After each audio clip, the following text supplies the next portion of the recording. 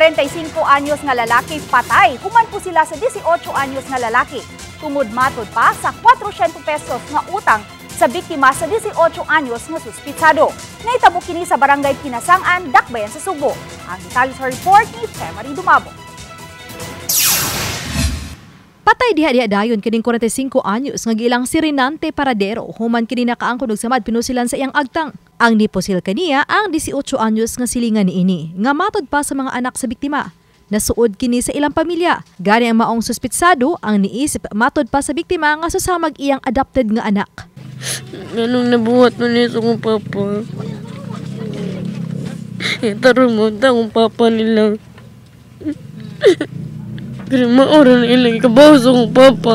Katong mata, suod sa doon nagpapod. Mga itong kuhan sa ni papa. Murag suod na giputan nimo pod. Tagarin ako, ang itong sugat ako. Yana man daw nga, dili maabtag gabi eh. Yana man daw. Kahit tungod sa... O, sad may kabalo. Katong ubat utang? Oo, sa katong scatter man to nila. Sa matutangan si kining atong biktima? Dili, iyaha daw tong kwarta. Dayon? Nya, kung sa kanang kuan na, tutuod naman ang istorya nga, iyaha tong kwarta niya, gibayad. Sa pakisusi sa kapulisan nga personal grudge tungod sa sugal ug utang nga 400 pesos ang hinungdan sa pagpamusil.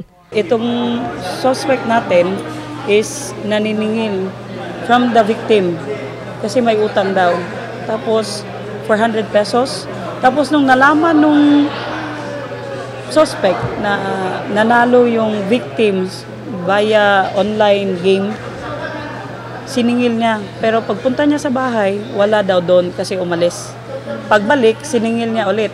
Kaso that time, wala siya nakuhang pera kasi nga naubos na daw. Gitanausab nila nga posibleng may kalambigitan sa ginadili nga drogas ang maong krimen. Marami pa tayong anggulo na we cannot conclude agad-agad. Pero we cannot conclude sino yung pusher at sino yung user sa kanilang dalawa. Ang sa atin lang ngayon is they're both engaging into illegal drugs. Ang krimen nahitabo pasado alas 11 gabi ug pasado alas 2 ganihang kadlaw na sikop ang 18 anyos nga suspitsado sa maoray gihapong lugar. Kasong murder ang ipasakang kaso batok sa 18 anyos nga lalaki. Uban ni Cleofer Lumayag, Femari Dumabok. Balitang Bisdak.